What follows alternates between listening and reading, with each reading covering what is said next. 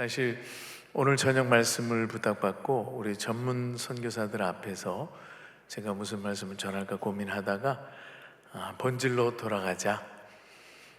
우리 이 가운데는 거의 30년 넘게 사역하신 저희 선배님들도 계십니다. 몇 분 와 계신데요. 우리 안성원 선교사님, 저희 대선배님이신데 정말 평생을 선교지에서 일하시는 모습 보면서 제가 큰 도전을 받습니다.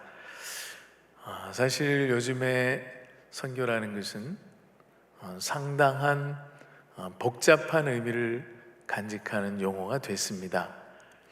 우리 유 목사님께서 말씀해 주셨던 그 미셔널 처치라는 말, 또 전통적인 선교 개념과 멀리 멀어져 있는 선교적인 행태들을 보면서 우리는 다시 한번 본질로 돌아가야 되겠다.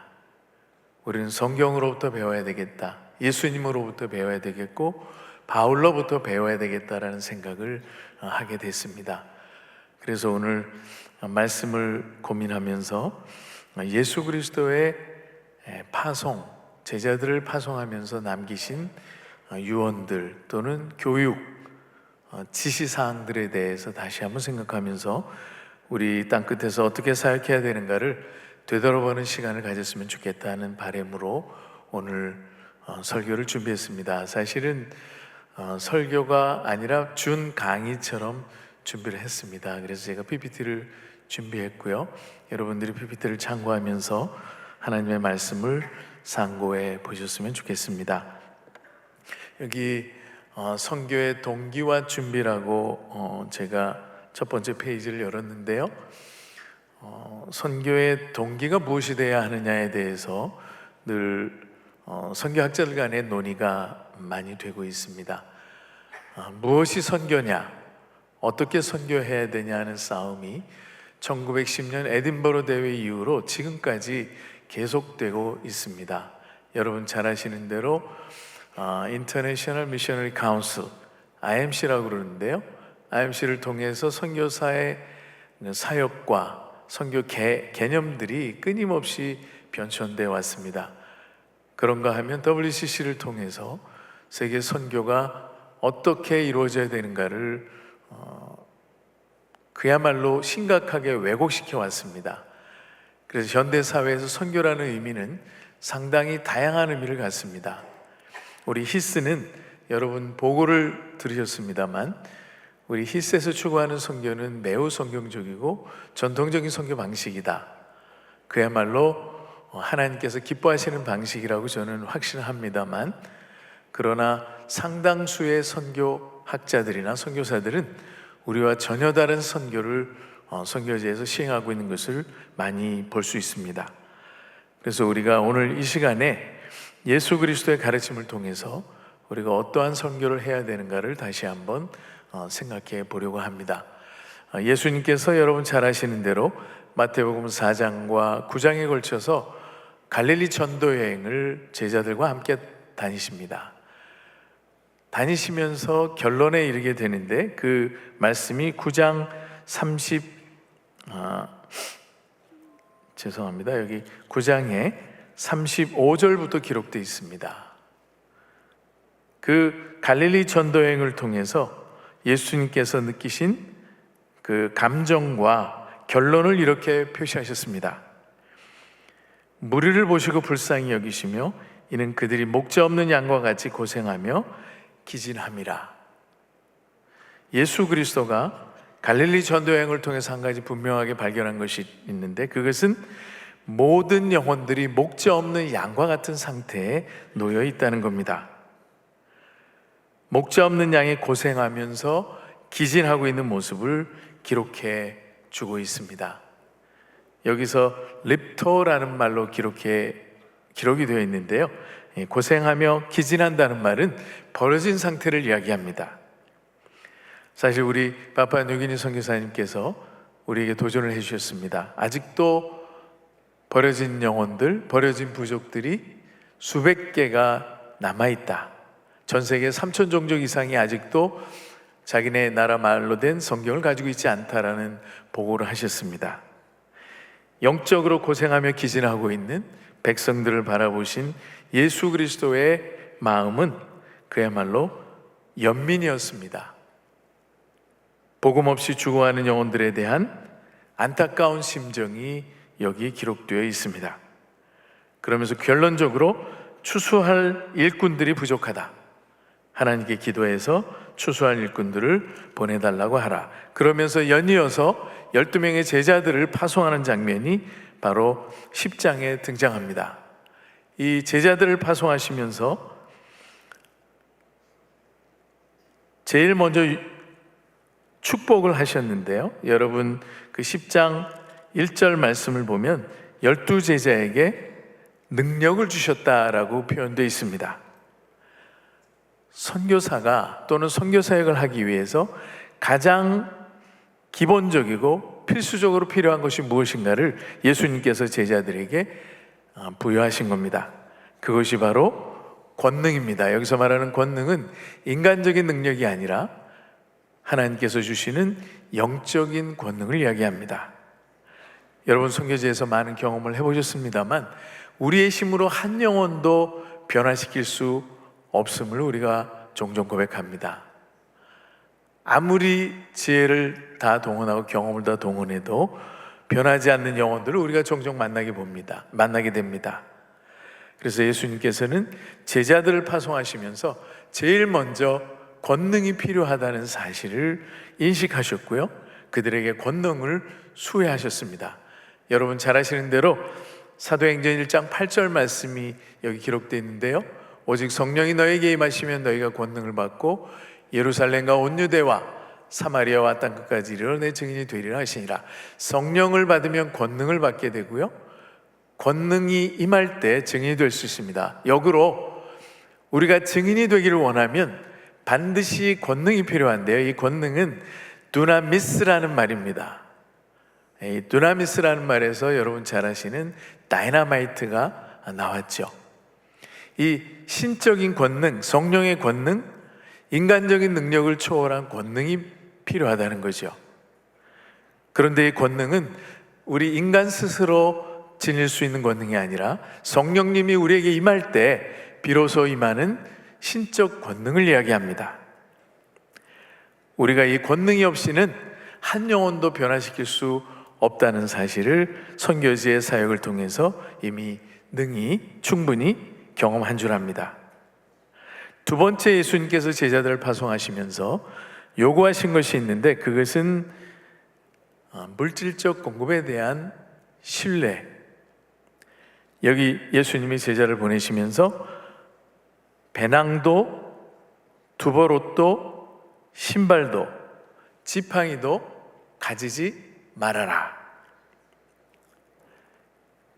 왜 예수님께서 제자들을 파송하면서 이러한 요구를 하셨는가에 대해서 우리가 곰곰이 생각을 해봐야 됩니다. 여행을 다니려면 최소한 금이나 은이나 동, 지금으로 말하면 크레딧 카드 정도는 있어야 되지 않겠습니까? 그렇죠? 배낭도, 두벌옷도, 신도, 심지어 지팡이도 가지지 말라. 그래서 이 말씀을 문자 그대로 실천하면서 평생 선교 사역을 했던 공동체가 있습니다. 여러분 잘 아시는 프란시스칸, 성 프란시스의 제자들은 이 말씀을 문자 그대로 실천했습니다. 그래서 역사적인 기록을 보면 프란시스칸 선교사들은 신발도 신지 않았습니다.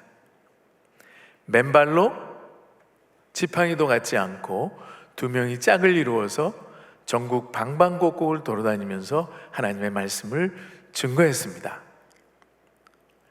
물론 배낭이나 두벌옷이나 먹을 것을 가지고 다니지 않았습니다. 왜 예수님께서 제자들을 파송하면서 가장 먼저 이러한 요구를 하셨을까를 우리가 고민해 봐야 됩니다.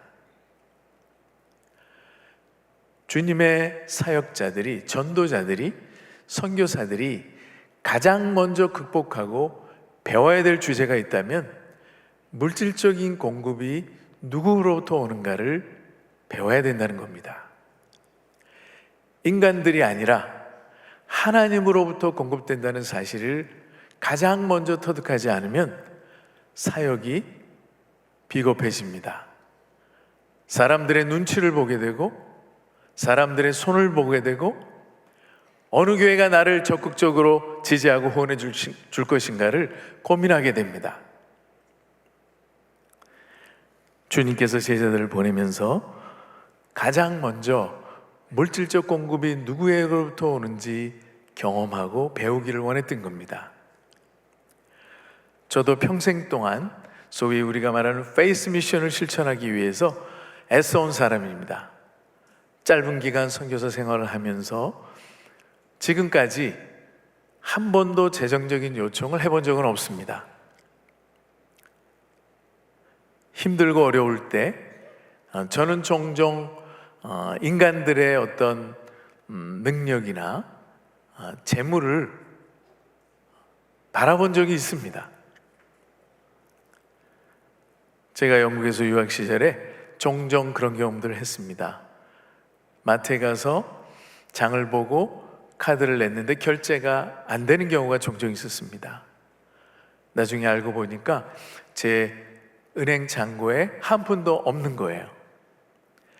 그래서 마트에서 카트를 끌고 카운터에 갔다가 다시 모든 물건들을 다시 제자리에 놓고 집에 돌아온 적이 여러 번 있었습니다. 그럴 때 인간적인 유혹이 있었습니다. 너 어느 장로님 알고 있지 않느냐? 너 어느 권사님 알고 있지 않냐? 전화해. 집사람과 무릎 꿇고 기도했습니다. 하나님이 정확히 며칠 내로 은행 잔고를 채워주셨고 저희는 그런 고비를 여러 번 경험했습니다. 그러면서 하나님 앞에 페이스 미션이라는 것이 얼마나 힘든 것인가를 저는 체험했습니다. 그야말로 믿음이 매일매일 순간순간 약해지지 않도록 자기를 관리하지 않는다면 이러한 유혹에 쉽게 넘어갈 수 있구나라는 것을 저의 삶을 통해서 배웠습니다. 최근에도 이제 총장이 돼서 학교에 재정적인 공고함이 종종 찾아옵니다. 올해 같은 경우에는 정말 우리 교직원들 월급을 어떻게 줄 수 있을까를 고민하는 그러한 심각한 고민에 빠진 적도 있습니다. 그럴 때 생각나는 사람들이 있었죠. 대형교회 목사님들입니다. 우리 유진서 목사님도 생각이 났었습니다. 제가 우리 교단에서 제일 큰 교회가 어디지? 우리 호산나 교회. 그러면 유진서 목사님께 전화하면 되잖아. 정말 끝까지 제 마음을 사로잡았죠.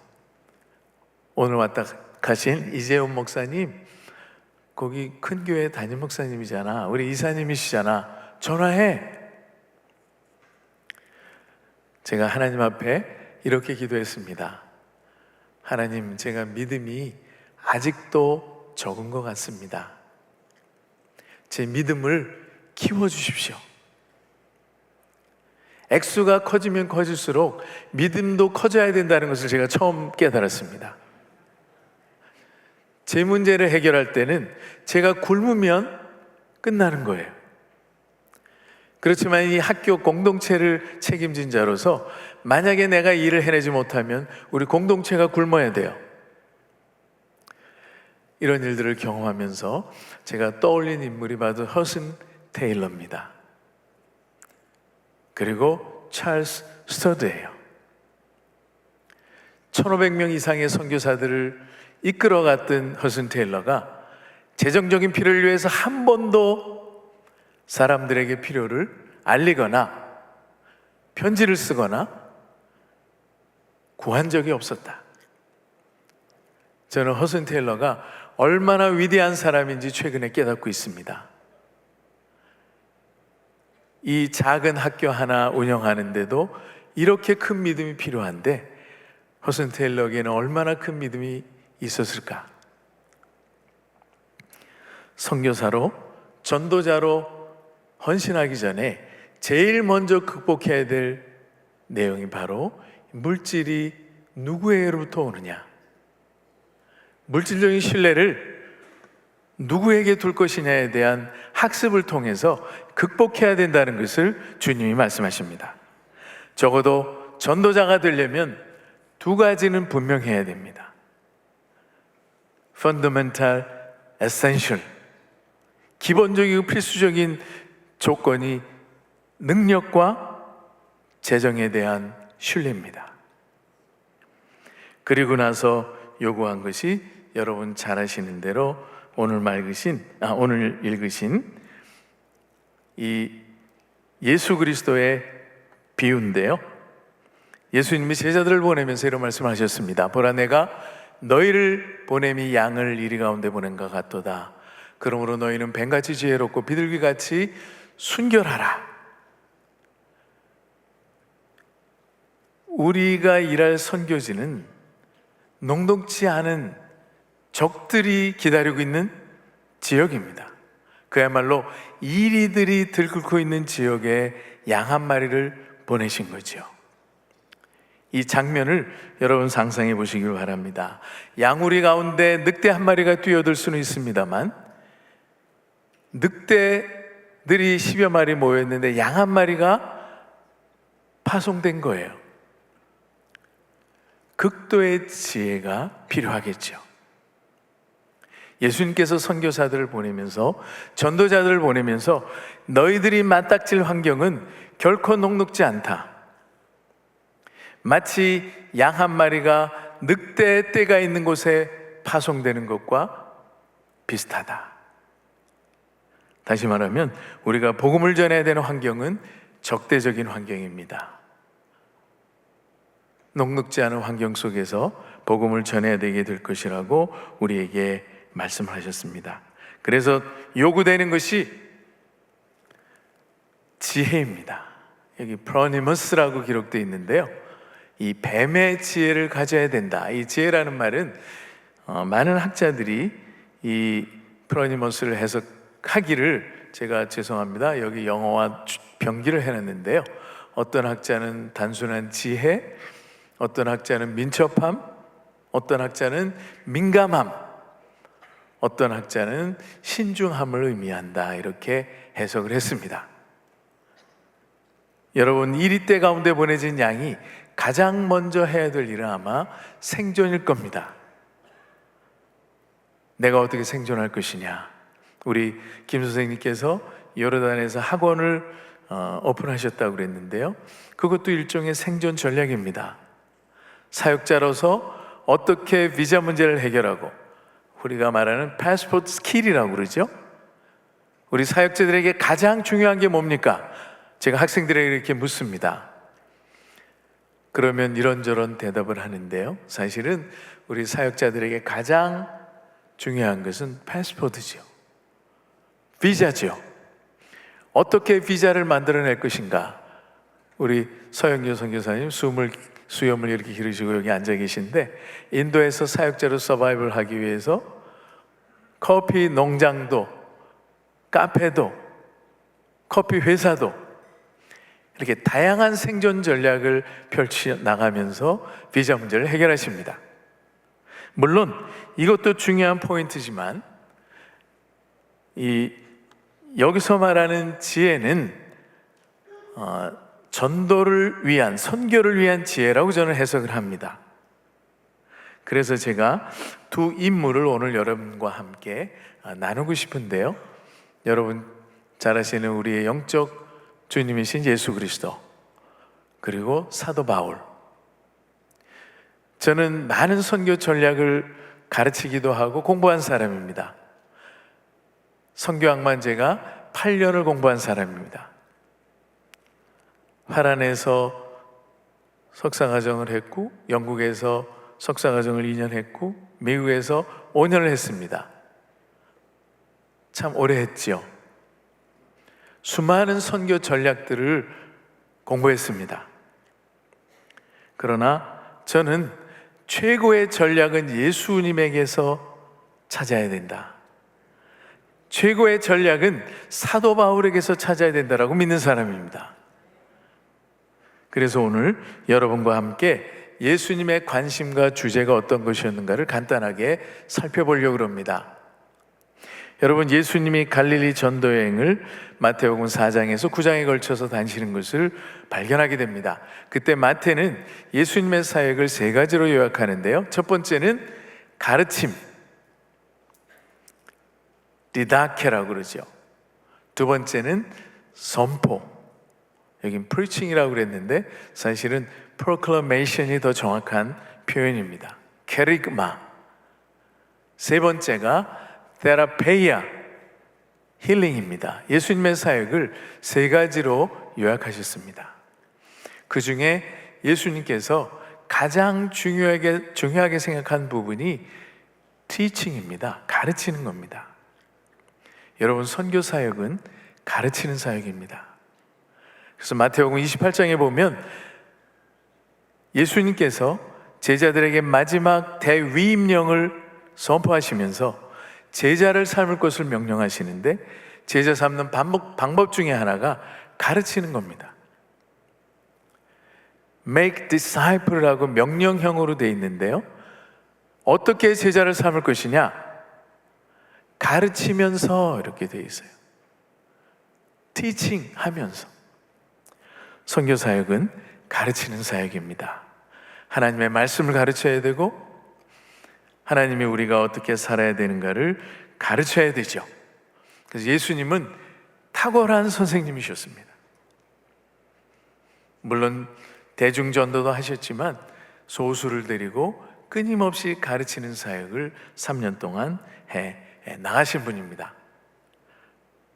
그 모델 중에 하나가 이 수가성 여인 전도에 우리가 예수 그리스도의 관심과 방법을 찾아볼 수 있는데요. 물론 그 전에 요한복음에 보면 예수님의 관심이 어디 있었는가를 잘 표현해주고 있습니다.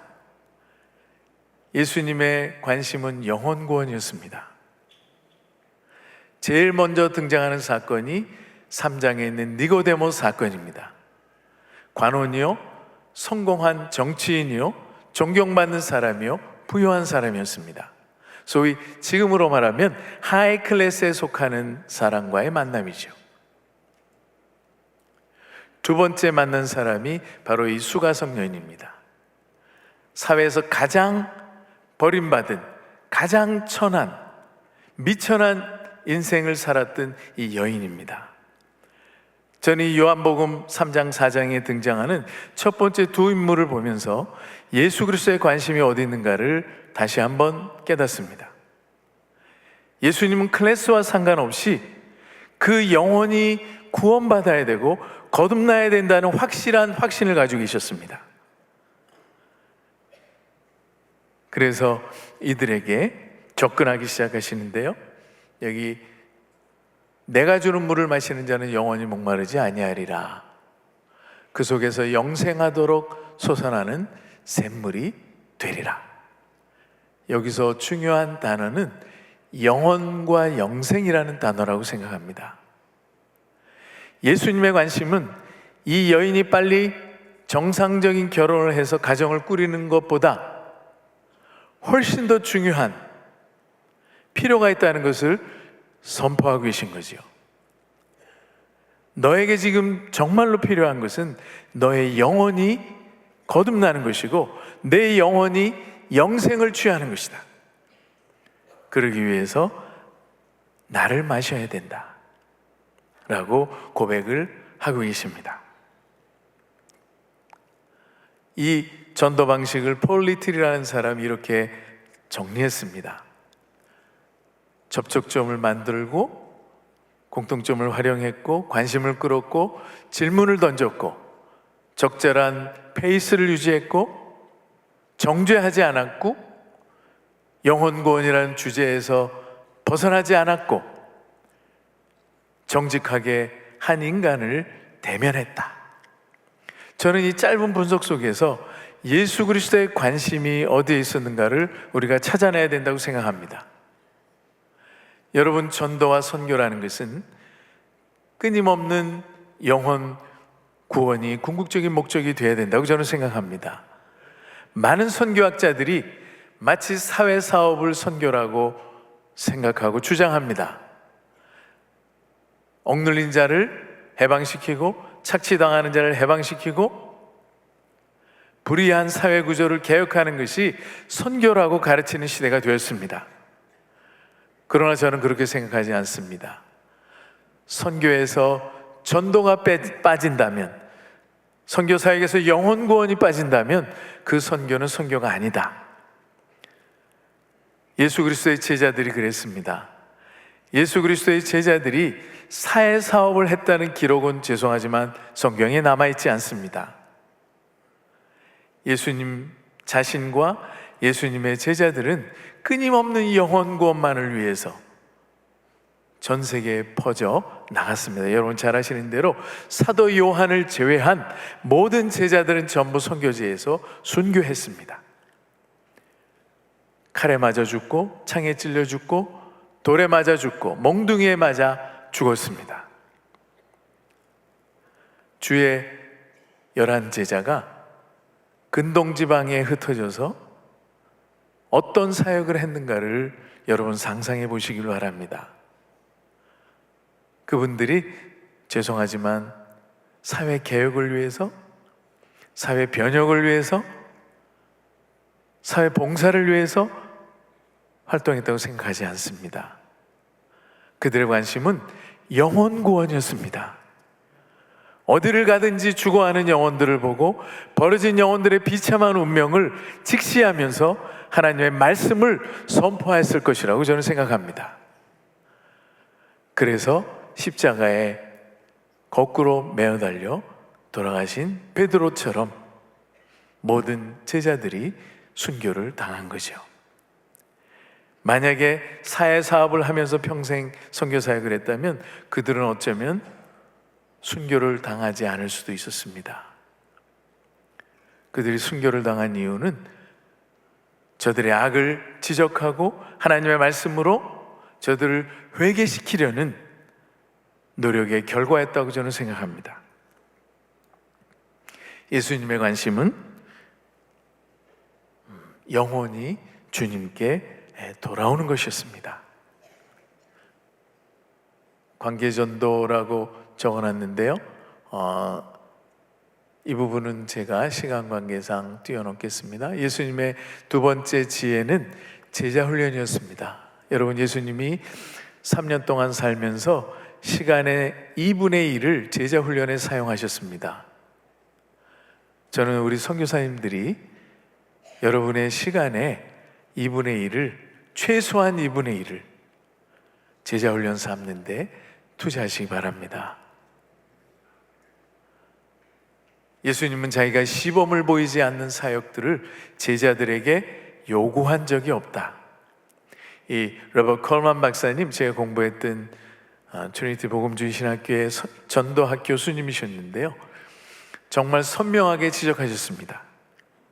나름대로 복음서에 기록된 예수 그리스도의 행적들을 추적하면서 통계를 통해서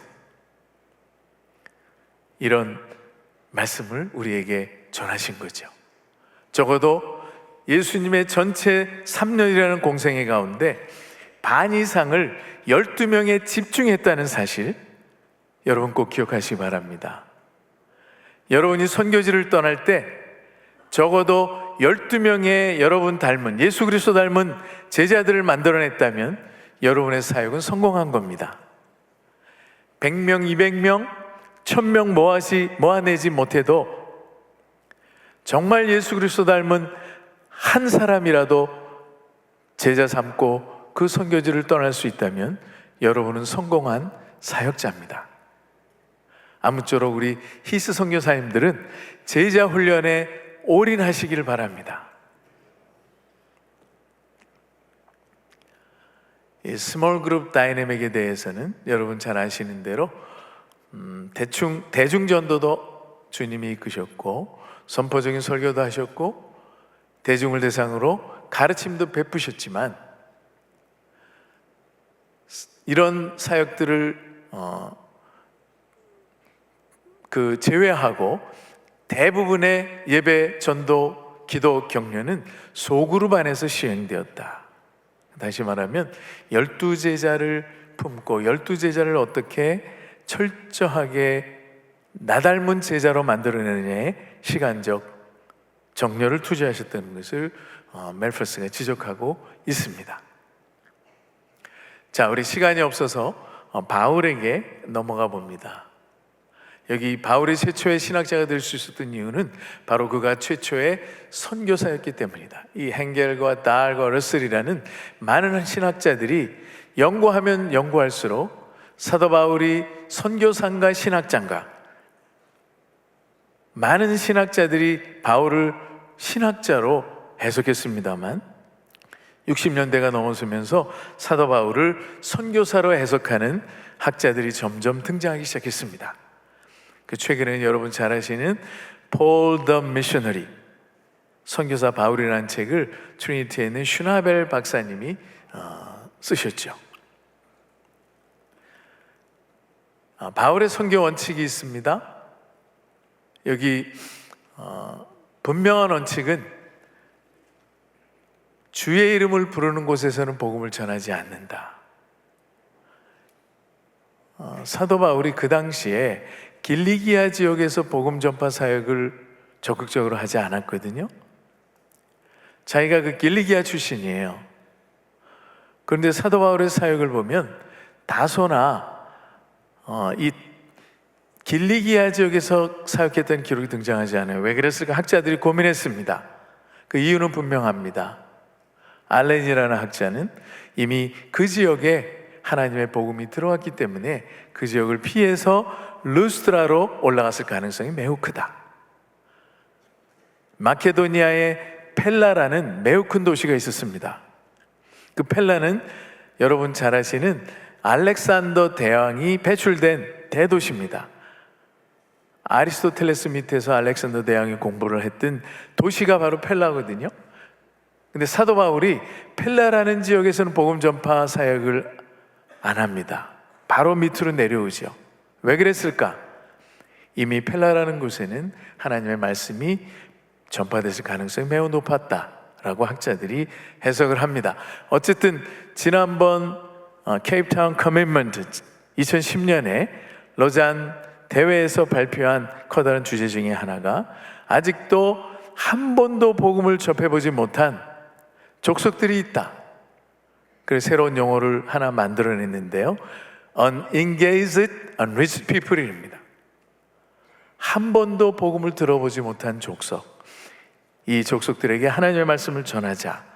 우리 아까 성경번역 선교사님 우리에게 큰 도전을 주셨는데요, 말씀을 듣는 동안 저도 한번 가보고 싶은 생각이 들었습니다.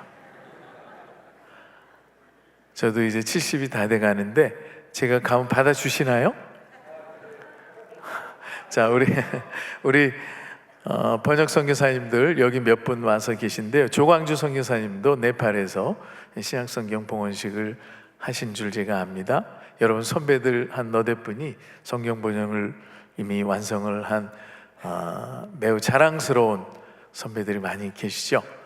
어쨌든 한 번도 복음을 전해보지 받아들이지 못했던 부족과 종족에 대한 관심을 가져야 된다. 그래서 이제 한 10여 년 전부터 선교사 재배처 진력이라는 정책이 나오긴 했는데 쉽지는 않죠.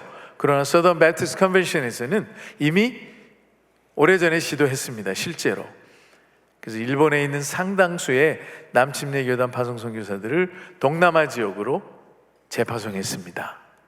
그 이유는 한 번도 복음을 들어보지 못한 부족에게 하나님의 말씀을 증거하기 위함이죠. 자, 선교 방법 제가 간략하게 이 주제만 갖고 우리가 한 학기 THM 박사과정 공부를 하는데요, 몇 가지 주제만 제가 여기 기록해 놨습니다. 사도 바울이 즐겨 사용한 방법 중에 하나는 선포였습니다. 여기 있는 대로 안디옥에서, 루스드라에서, 아테네에서 대표적인 설교를 하죠. 사도행전 13장, 14장, 17절 유대인에게, 이방인에게 이렇게 설교를 하게 되는데요, 이 케루소, 케리그마라는 말을 많이 사용합니다. 이 전도를 하면서 사도행전 20장에 보면 이런 고백을 합니다. 유익한 것은 무엇이든지 공중 앞에서나 각 집에서나 거리낌 없이 여러분에게 전하고 가르쳤다. 유대인과 할례인들에게 하나님께 대한 회개와 우리 주 예수 그리스도께 대한 믿음을 증언한 것이다. 여기 전하고 가르쳤다라는 단어가 캐릭마와 디다스코, 가르쳤다는 말이거든요.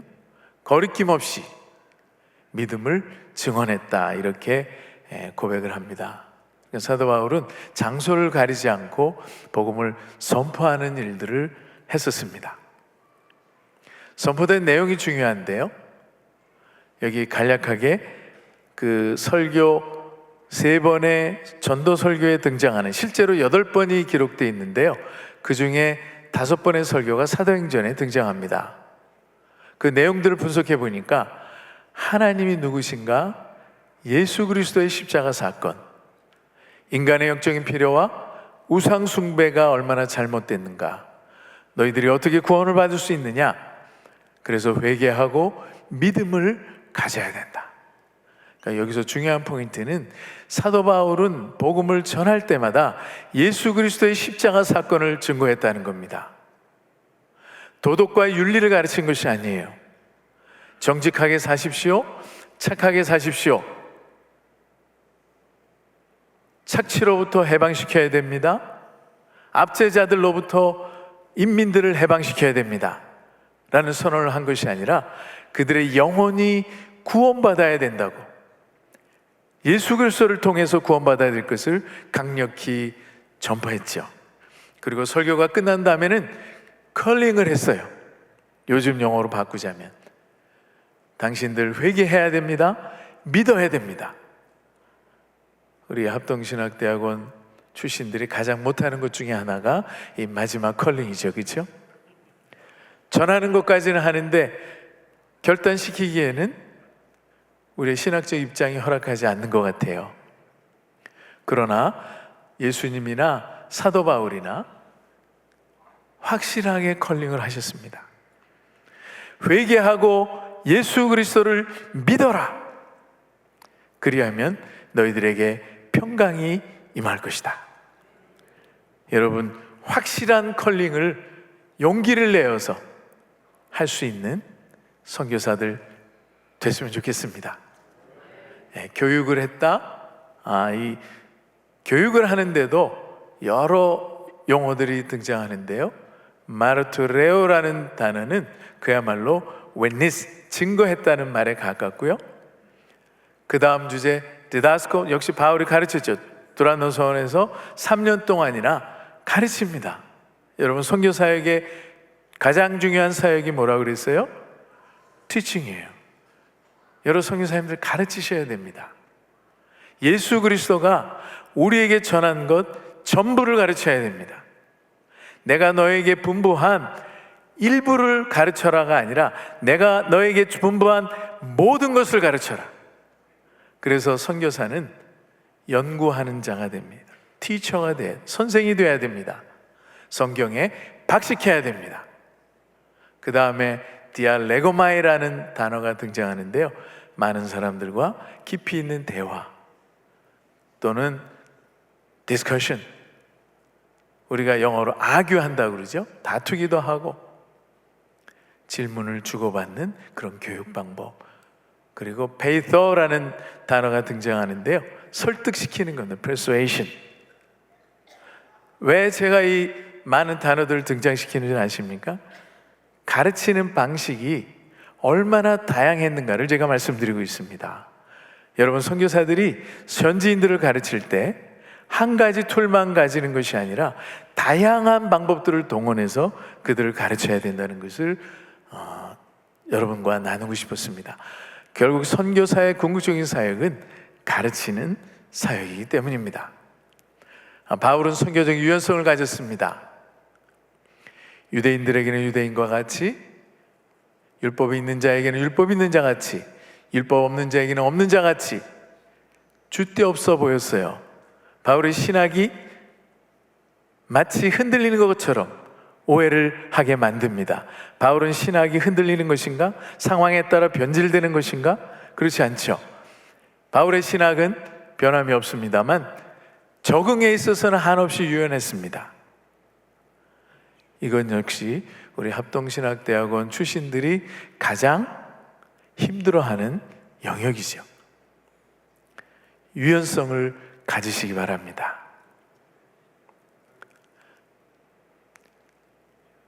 자, 멜펄슨의 이야기도 뛰어넘고요.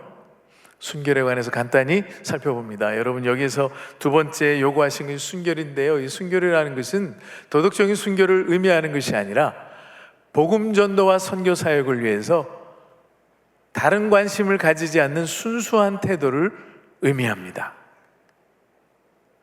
찰스 스터드의 고백을 여기 기록해 놨습니다. 어떤 이는 교회와 성당의 종소리 속에서 편히 살고자 하나 나는 지옥 한복판에다 구원의 가게를 차리고 싶다. 이게 스터드가 가졌던 순수함입니다. 종소리가 울리는 따뜻한 집이 있고 친구들이 있고 믿음의 동료들이 있고 좋은 목사님이 있는 허산나 교회에서 머물러 있는 것이 아니라 지옥의 한복판에 가는 거죠. 파푸아뉴기니 가시는 거잖아요. 그렇죠? 여러분, 얼마나 좋아요. 내가 여기 부산에 여러 번 와봤는데요. 저는 굉장히 부산을 좋아합니다. 1년에 몇 차례씩 여행으로 오는데 우리 애들은 달맞이고개에 살재요, 저한테. 근데 달맞이고개 가보니까 집값이 굉장히 비싸요. 여러분, 좋은 목사님, 좋은 성도들, 좋은 환경 속에서 머물고 싶죠. 소위 말하는 컴포트 존이라고 그래요. 안일한 지대. 근데 스터드는 그렇지 않았어요. 어떤 성도는 이런 편안한 환경에 살고 싶지만 나는 지옥의 한복판에 구원 가게를 차리겠다. 러시아의 소수민족에, 인도네시아의 소수민족에, 인도의 복음화되지 않은 지역에, 아프리카의, 아시아의 공산권에, 이슬람권에 구원의 가게를 차리고 싶다는 고백. 이것이 바로 순수입니다. 전도자들은 순수해야 됩니다. 부나 명예나 지위가 아니라 어떻게 복음이 필요한 곳에 들어가서 복음을 전할 것인가. 오직 이 한 가지 마음으로 모든 것을 모아서 달려갈 수 있는 마음이 바로 순수한 마음입니다. 여러분, 언더우드가 고백했습니다. 뉴욕에서 백만장자로 사는 것보다 한국에서 영혼을 구원하는 선교사로 사는 것이 더 멋진 삶이 아닌가. 여러분, 언더우드 패밀리는 거부였습니다. 미국에서 그 당시에 이미 언더우드 타작이라는, 지금으로 말하면 애플 같은 회사예요. 어마어마한 거부였습니다. 안일한 삶을 뒤로하고 한국에 와서 선교 사역을 진행했습니다. 뉴욕의 백만장자로 살 것이냐, 아니면 선교사로 살 것이냐. 복음을 위해서 올인하는 자세를 순수하다고 말하고 있습니다. 여기 넉스의 이야기를 제가 또 적어왔습니다. 하나님께 대한 경외함이 너무 컸기에 전혀 인간들의 눈치를 살핌없이 주께서 내게 명하시는 대로 너무나 담대하게 외칠 수 있었다. 여러분, 그 당시에 메리 여왕이 이미 300명을 화형시켰습니다. 참수하거나 화형시켰고요. 800명의 개신교도들이 유럽으로 다 난민처럼 피신해 있었습니다. 그때 그 스코틀랜드를 품고 다시 들어가서 이 존 넉스가 목숨을 걸고 복음을 전하다가 자기도 역시 화형을 당합니다. 그러므로 하나님과 그분의 거룩한 선사 앞에서 감히 고백하노니 나는 하나님의 말씀을 인용하여 개인적인 이익을 취한 일이 없으며 인간을 기쁘게 하고자 노력한 일도 없고 나 개인의 정욕 혹은 다른 이들의 정욕을 만족시킨 일도 없으며 단지 내게 허락하신 은사를 성실하게 사용하여 내가 감독한 교회의 덕을 세우려고 노력하였을 뿐이다. 이것이 순수한 의미가 아닐까 저는 그렇게 생각을 합니다. 두려워하지 말아라. 참새도 아끼시는 하나님께서 너희들을 아끼지 않겠느냐. 참새는 1센트 가치밖에 없었어요. 그 당시에 한 아사리오는 10분의 1 드라크마고 한 드라크마는 1센트예요. 인간의 머리털이 14만 개 정도 된다 그럽니다. 14만 개 다 세셨다는 거죠. 여러분을 특별히 보호해 주겠다는 보장의 약속을 하셨어요. 두려워하실 필요 없습니다. 여러분이 최소한 순수한 마음으로 복음에 올인하신다면 하나님께서 여러분의 삶을 철저하게 보호해 주실 겁니다.